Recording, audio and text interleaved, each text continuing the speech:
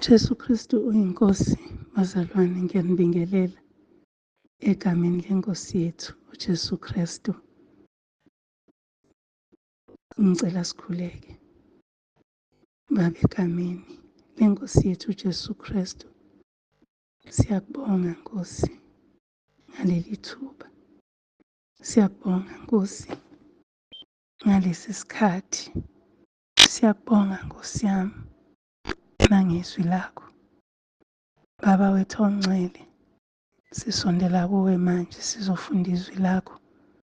Khuluma ngalo Nkosi elungileyo ey'ndlebeni zethu, lithinte imiphefumulo yethu, liye lisihlanze nasekuphileni kwethu, size sithethelelwe nezono zethu.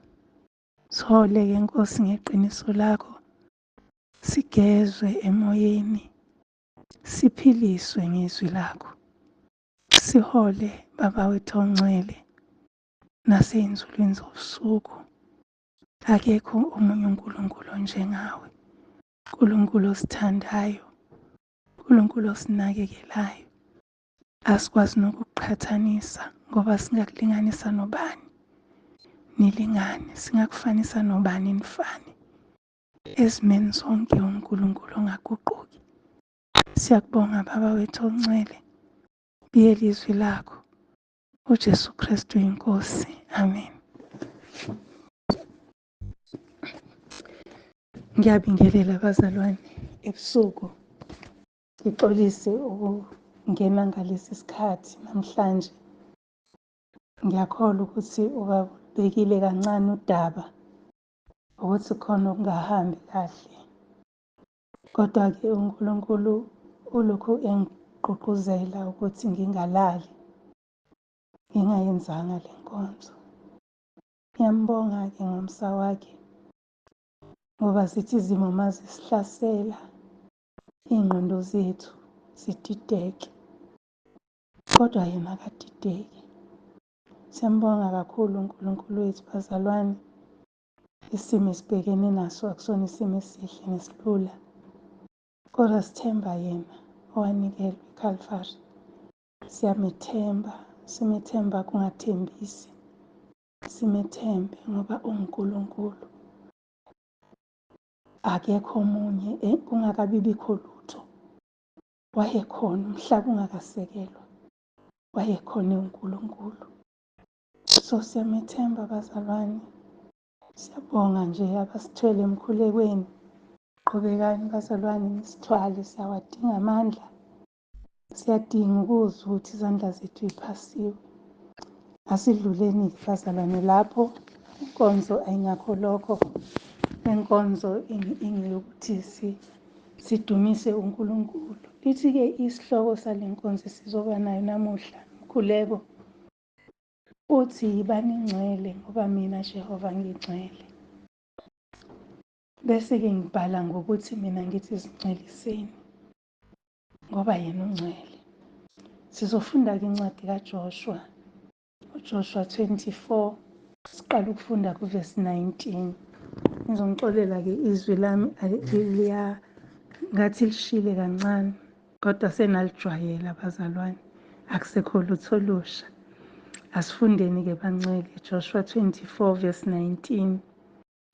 uJoshua wathi kubantu, aninakumkhonza uJehova ngokuba unguNkulunkulu ongcwele, unguNkulunkulu onomhawu, akayikuthethelela iziphambeko nezono zenu.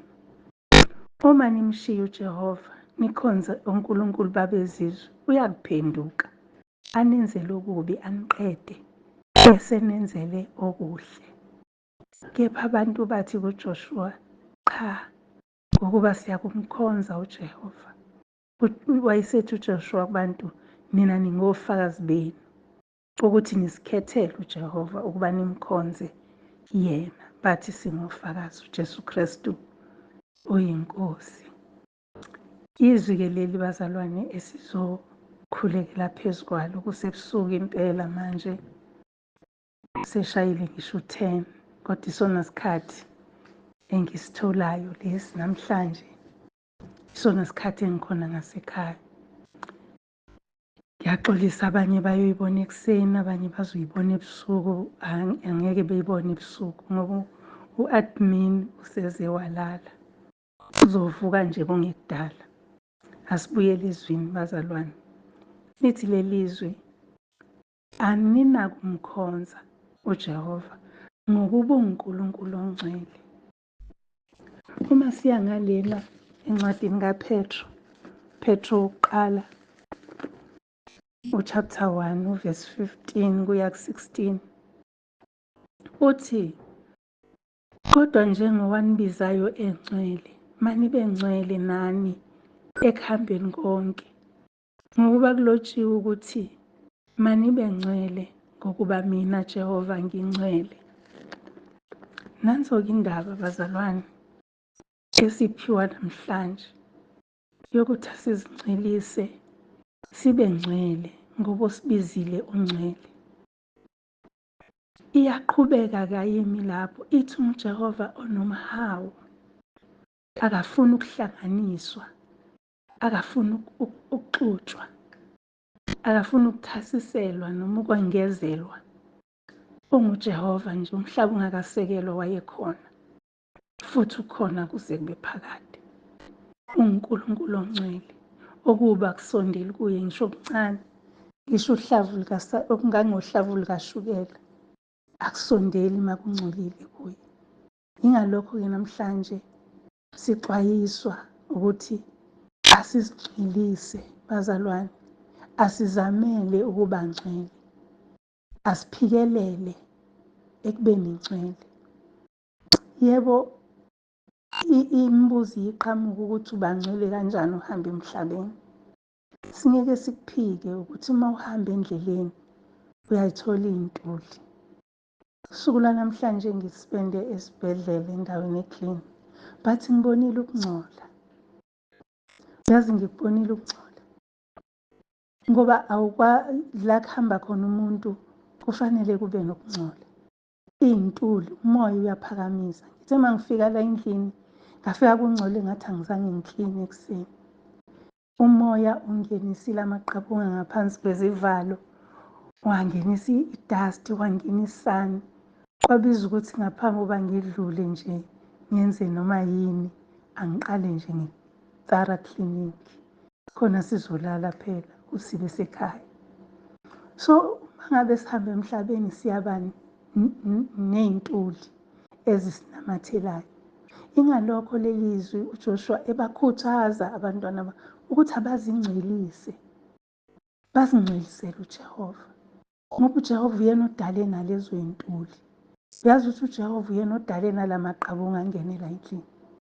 uJehova uyena, kodwa wena othelwa i-dust uyakufila, uyakuzwela ukuthi hawu ngangcola, bese uyahamba uyazingcwelisa. Bazalwane, asinakuzilandulela. Angeke sincengiwe, sinxusiwe kaningi. Uyabona uma sesiya ngala eTestamentini Elisha, uNkulunkulu wayengamncengi kangako umuntu, wayesheshe ehlisa isijeziso. Njengoba uJoshua ebatshela nje abantwana bakwa-Israyeli ukuthi uNkulunkulu uNkulunkulu onomhawu, akayukuthethelela isiphambeko nezono zenu. Kodwa kunalokho uzophenduka anenzele okubi kade senenzele okuhle. So uma ngabe sizobheka leyo nto, uNkulunkulu ngaleso sikhathi wayehlisa isijeziso. Siyambona nalaphayana kuDavide, uyasehlisa isijeziso. uDavide uthatha unkosikazi ka-Uriya, uNkulunkulu uyasehlisa isijeziso, ubulala ingane. uDavide ubala abantu, uNkulunkulu engashongo. uNkulunkulu uyasehlisa isijeziso, uletha isifo. Kodwa ngapha eTestamentini Elisha, uJesu usilethela ukuphila. uNkulunkulu uthuma indodana yakhe, uyinikeza amagunya namandla onke, washiftela kuyona. Yona iba lenient, iba nozwelo ngathi.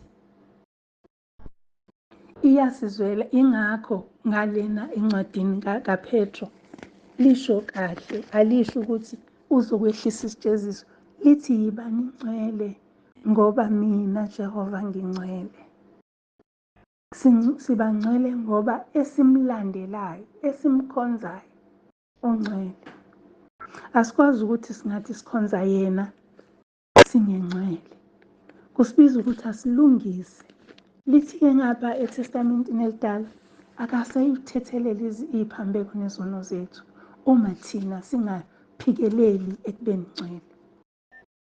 Besithi into, kanti umuntu uyabangcwele yini neziphambeko nezono? Ebesithi ngale, vumani izono omunye komunye ukuze nisindiswe. Bazalwane, siyavuselelwa, siyagqugquzelwa. Ake sisuse ingqondo yethu ey'ntweni eziyize, siphikelele ebungcweleni. Ubungcwele, bazalwane, busuka ngaphakathi ekujuleni kwenhliziyo. Unembezo omhlophe ongakulahli, unembezo ovumayo kuthi uma kuthiwa lokhu yisono uthi yebo Nkosi ngiyazi, kusho ngaphakathi ekujuleni. Uma kuthiwa lokhu akufanele kumntwana kaNkulunkulu, ukuyeke engazuthi uyeka ikhekhe elishisayo. Uyabona ukuthi awulibeki, uliphosa nje ngoba usuke usha. Sifanele ukubaleka kanjalo ezonweni ukuze sibe ngcwele ngoba esimlandelayo ongcwele. Lisho njalo-ke leli lizwi, lithi uNkulunkulu uma simshiya sikhonza abanye uNkulunkulu, uyaphenduka senzele okubi. Heyi bazalwane, enhlizweni yami-ke kwavuka nje kwafika ukuthi awu, kanti ingakho nje abantu abakhonza iy'nyanga bahlale bexakeke kangaka. Uyazi ukuthi uma uke walanda umuthi enyangeni, uyaphoqeka uphinde uyovuselela.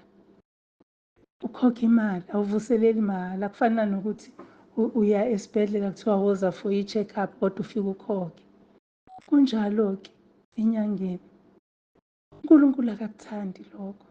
uNkulunkulu uyisidalele umuntu, wazenzela umuntu ngomfanekiso wakhe.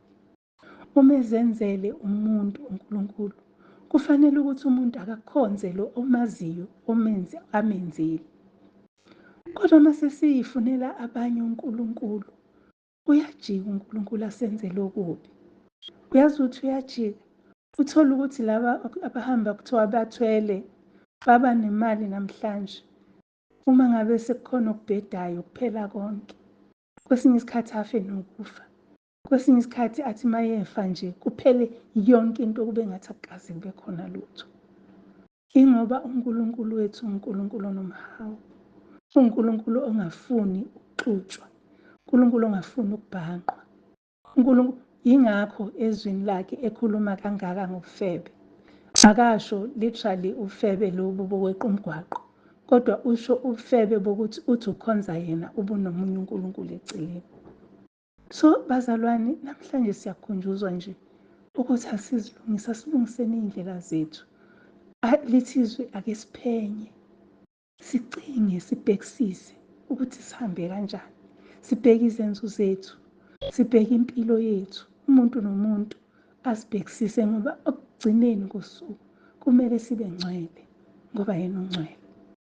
Athi umshumayeli, kufanele abantu bonke bamesaba uNkulunkulu.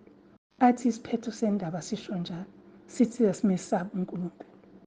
Wonke umuntu, akukho ukuthi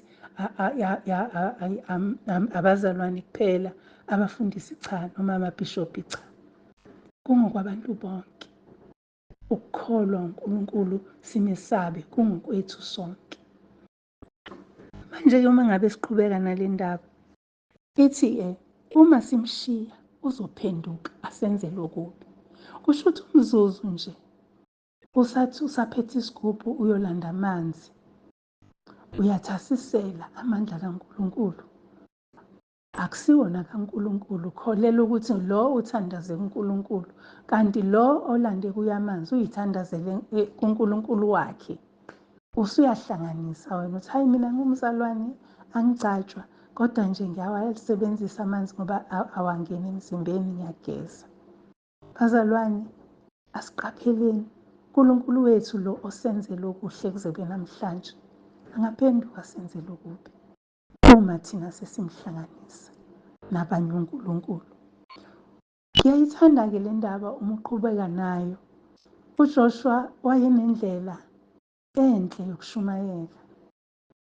Uyabona ukuthi uJoshua wayengabaphoqi abantu, kodwa uJoshua ekuvangeleni kwakhe noma ekushumayeleni kwakhe wayeyabeka ubuhle nobubi. Kanjalo noMose, uMose naye uyabeka iy'busiso ney'qalekiso. NoJoshua naye wayebeka ubuhle nobubi bento, bese uyakhetha ukuthi ukhetha kuphi. Uma ngabe siqhubeka nale ndaba futhi nina ningofakazi, heyi bazalwane, singofakazi ukuthi simkhethile uJesu, samvuma ukuthi uyinkosi ey'nhliziyweni zethu, savuma ngemilomo yethu, sakholwa ey'nhliziyweni zethu. Singofakazi balokho. Akekho omunye ongafika angitshela ukuthi awuyazi le nto okhuluma ngayo, ngoba ngiyazi ukuthi uJesu, uNkulunkulu wamvusa uJesu kwabafileyo, futhi ngiyazi, ngiyakholwa enhliziyweni yami ukuthi lokho kwenzeka. Futhi ngiyazi, ngiyasho ngomlomo wami ukuthi uJesu ngempela ngempela uyinkosi, akekho ongangididisa. Kodwa manje bazalwane, uma ngabe ngizothi sengisho njalo, ngiphinde ngiyoguqa laphaya kuguqa sithandazi, ngiyofuna isiwasho, ngithini? Ngizoba ngcwele kanjani ngoba uNkulunkulu uqobo uzojika angenzele okubi, kade engikhulisile yonke le minyaka engamashumi ngikhula kusukela ngimncane ngizelwe, abanye bephoqoka ngapha nangapha, mina ngakhula ngaze ngangaka. Bazalwane, asibe ngcwele. Siyancengwa namhlanje ukuthi ungcwele esimlandelayo. Kodwa uma ngabe sesiphambuka senza lokhu nalokhu, ngeke esasithethelela. Lithi izwi sohlala ezonweni kuze kuvame umusa na? Simele ukushiya izono, simele ukuphenduka, simele ukwenza kahle phambi kaNkulunkulu, simele ukuba ngcwele, sibe nonembeza abamhlophe abaklini, ukuthi uma kubalwa izinto uze ukuthi hayi mina angingeni lokhu. Sinikeziwe i-test lapha bazalwane, siyazihlola usuku nosuku ukuthi sisayibambile na. Uma siyihlola sekuyazenzakalela ngenxa yokuthi sibuye nayo lento ey'nkonzweni zabesifazane. So sekuyazenzakalela ukuthi uma kukhona nje into eyenzayo bese uyazi-check-a ukuthi hayibo, ngisamsaba uNkulunkulu, hayibo, ngisamthanda, hayibo, ngisalilalela izwi lakhe, hayibo, uma ngenze njena ngililalelile yini izwi ngaligcina. Uyabona ukuthi siyazi-check-a usuku nosuku, kuzosifikisa ebungcweleni ngoba sizoqaphelisisa ngisho ukuhamba kwethu. Bazalwane, sinommeli onguKristu, uyasinxusela imihla namalanga, kodwa sinomduduzo womoya oyingcwele. Yena osifundisa konke, yena osiqaphelisisayo, yena osikhombisayo ingozi, yena osibuyisayo masiduka, athi owami umntwana wami akakwenzi lokhu. Bazalwane, asibe nengcwele. Angeke siyibone inkosi uma singazange sangcwele. Kade sikhuluma ngakho ukuthi akukho ukuthokozisa uNkulunkulu uma ngabe singakholwa. Nawe kufanele masithi masikholwa sidlule ekukholweni sibe ngcwele. Ukukholwa phela ukuguquka kwengqondo bazalwane. Sikukhulumile lokho. Ingqondo uma isiguquliwe siyazi ukuthi sifunani empilweni, siyazi ukuthi siyaphi, siyazi ukuthi yini esiyilangazelelayo, siyazi ukuthi ubani umholi wethu. So asidideki, senza njengoba kufanele. Uma kuthiwa kade ngibuka kulungiselela umshado ebandleni, so ngiyabuka ukuthi lo mshado unetheme ukuthi uma kugqokwa umbala othize. So uma ngabe uzoya kulo mshado ungawugqokile lowo mbala, kuba ngathi awuzange uzuthola isimemo, kanti usitholile. Ngiyakhumbula nami ngike ngamenywa emshadweni, kwathiwa kugqokwa black and gold. enhlizweni yami angakawujwayeli umshado omnyama, futhi u-black kimina awusiyo impahla engiyithandayo kangako. So ngagqoka ingubo egold. Kwakungathi angizange ngisithole isimemo, kanti angisitholile isimemo. Bazalwane, asikufaneleke ekubizwe izwi elike lakhulunywa kulezi nsuku ukuthi ake siqinisekise ukubizwa nokukhethwa kwethu. Asibe ngcwele ngoba yena ungcwele. Sibizelwe ebungcweleni, asibe ngcwele ngoba osibizayo ungcwele. Asikwazi ukuthi sithi singengcwele sibizwe ongcwele siye singengcwele. Kufanele ukuthi asibe ngcwele.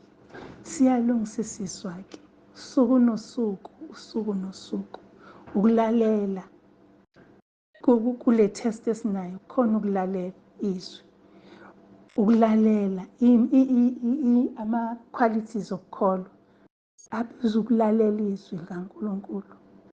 Ungalalela iphimbo likaNkulunkulu, kodwa ulalelisise izwi likaNkulunkulu ngoba uzolizwa iphimbo likaNkulunkulu. Kufanele confirma ngoba kukhona amaphimbo aya-imitate noma ayalingisela uNkulunkulu. So ukuze uliconfirme iphimbo elikhulume nawe, izwi likaNkulunkulu ilona elikuconfirmelayo. So uma ulalela awugcini ukulalela iphimbo, ulalela nezwi likaNkulunkulu ukuthi lithini. So bazalwane, ngiyazi ukuthi bazongizwa abanye. Izwi likaNkulunkulu silithola la eBhayibhelini, kodwa iphimbo yileli elikhulume ulizwe. So uma ngabe uNkulunkulu ekhuluma nawe, kungaba isephusheni, kungaba isembonweni, kungabe uthulile nje uyahamba, then kube khona umuntu ongaphakathi athi kunje, kuqinisekise ezwini likaNkulunkulu ngoba kaningi abantu beconfirma besho iy'profetho zingazange ziconfirme.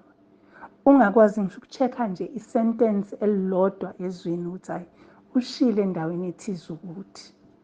Bazalwane, angikho esiprofethweni ngisekubeni ngcwele. Asibeni ngcwele ngoba osibizayo ungcwele. Manje-ke uJoshua ukuthi thina singofakazi bethu ukuthi sizikhethele uJehova, sizahlukanisele iNkosi uJesu ukuthi ngiyavuma ngomlomo wami, ngivuma ngowami umlomo. Bese kuthi labo bazalwane khona abangidida kakhulu abathi hayi kuvunywa izono, kuvunyelwana izono. Uyazi umuntu nomuntu uvume ezakhe izono. Ngeke nje ngisukele omunye umuntu ngivume izono zakhe ngoba ngihlangene nazo.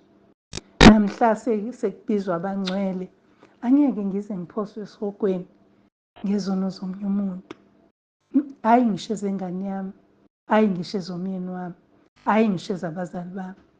Ezami izono engizoyivuma, ezami ezongifaka esihogweni. Manje bazalwane, ngiyanxusa nje ukuthi asibeni ngcwele ngoba osibizayo ungcwele. UJoshua-ke useyabafungisa abantu, ubafungisa ngendlela ecashile, uthi nina ningofakazi ukuthi nishilo ukuthi nizokhonza uJehova. Nina uqobo ningofakazi. Abantu bayavuma bathi ngempela singofakazi ukuthi sikushilo lokhu, ukuthi siyavuma ngempela ukuthi uJehova uyena esizomlalela, uyena esizokwenza konke akushoyo. Akube njalo bazalwane, asikwenze konke uNkulunkulu wethu athi asikwenze. Maqede sizilungise usuku nosuku, sibe ngcwele ngoba yena osibizayo ungcwele. Futhi uyakusijezisa, le ndaba ihambe iyaba nesijeziso ukuthi njengoba uNkulunkulu onomhawu uzosenzela phela ukubi uma simhlanganisa nabanye onkulunkulu. Asiqapheleni-ke bazalwane, siyambonga kakhulu uNkulunkulu ngezwi lakhe. Ngiyacela sikhuleke. Jesu Kristu inkosi. Baba wethu ongcwele, siyabonga izwi lakho osokhulume ngalo nakulobu kuhlwa. Sikunikeza udumo Baba wethu ongcwele, sikukhulekelayo, sisize, asinamandla neze. Sisize Nkosi, size sifinyelele ekungcweleni. Sisize Baba wethu ongcwele ngezwi lakho nangephimbo lakho, sihole nangeso lakho, size sifinyelele ebungcweleni. Siyacela Nkosi, siyabonga, sicela sinokubonga ukuthi ezwini lakho esikucela sikholwa sesikwenzele. Nkosi, nangakho lokhu kuhlwa nginikela abagulayo kuwe. Nkulunkulu wethu othembekile, uyababona, uyabazi. Nkosi enomusa, ngibaletha kuwe. Asinamandla neze nokuguqula isimo, nanoma Nkosi siyasho sithi intando yakho mayenziwe, kodwa futhi Nkosi siyanxusa ngokuthi esibanxusele. Siyanxusa Nkosi ukuthi noma lodwa usuku ngaphezulu. Ngiyakhumbula Nkosi, inkosi uHezekiya wathumela u-Isaya ukuthi ayomtshela ukuba yalela bendlu yakhe ngoba usezofa, kodwa waphenduka, wabheka odongeni, wakhala kuwe. Wayengasho ukuthi Nkosi ungangithathi, wayethi kodwa ngikukhumbula nje nokukodwa okuhle engingakwenzela khona. Ukuhamba kweqhawe elaziyo ukuthi unembeza muhle, ukuthi uzincelisile, wazincelisela uhambo. Wawusuyamenezelela Nkosi iy'nsuku, ilokho esikucelayo nalabo behlobo bethu abagulayo. Ilokho nje Nkosi, uthe uma amazwi akho ehlala kithi, nathi sihlala kuwe, siyocela esikuthandayo usenzele. Lokho-ke Nkosi esikuthandayo, ukuphilisa bethu abagulayo. Igama lakho lidunyiswe. UJesu Kristu uyinkosi. Amen. Ngiyabonga-ke bazalwane, nibe nobusuku obuhle. UJesu Kristu uyinkosi.